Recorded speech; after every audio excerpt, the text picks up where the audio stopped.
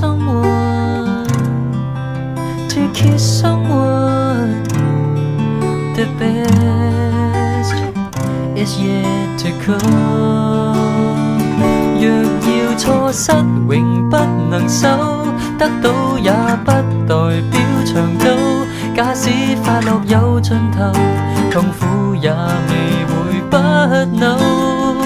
寂寞半點，假如不能承受，這生命注定過得不易，笑或淚亦有時候。